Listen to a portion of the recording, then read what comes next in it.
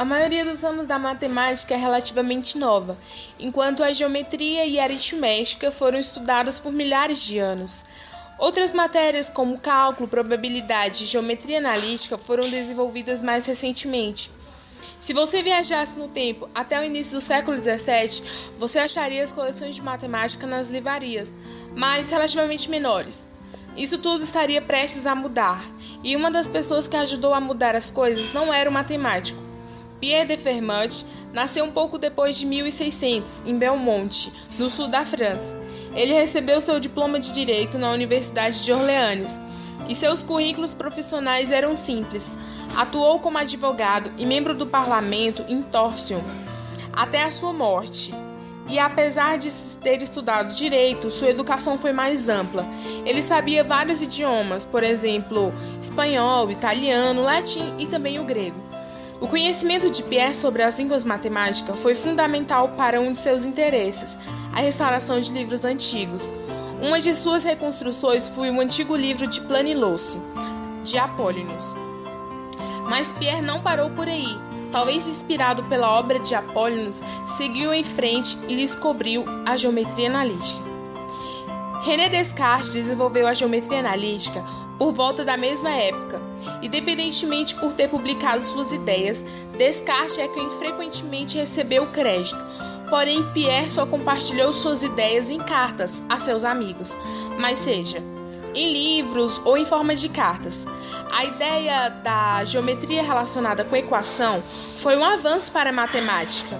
Uma das pessoas com quem Pierre se correspondia era o estudioso Blaise Pascal.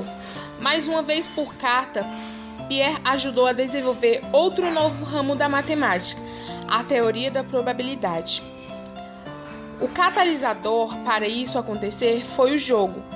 Pediram para Pascal para encontrar a melhor estratégia para um determinado jogo de dados, e ele compartilhou o problema com Pierre.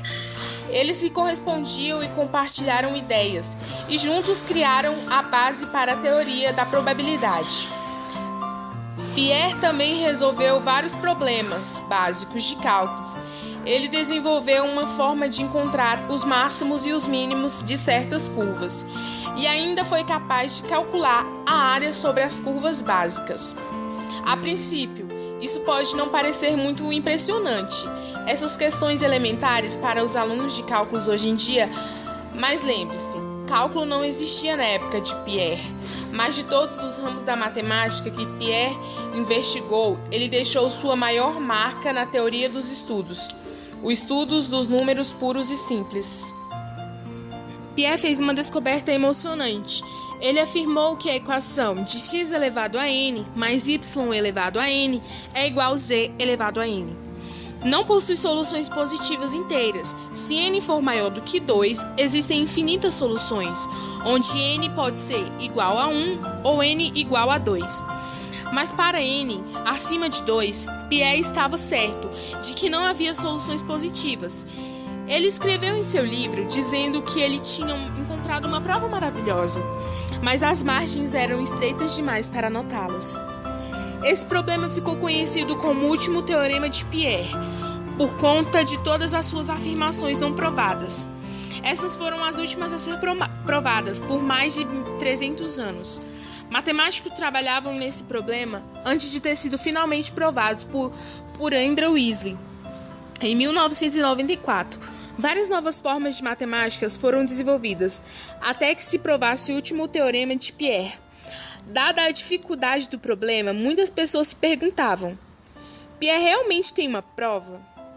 Ele era inteligente a ponto de ver a solução que ninguém mais conseguia ver? Nós não sabemos, se ao menos as margens tivessem sido maiores.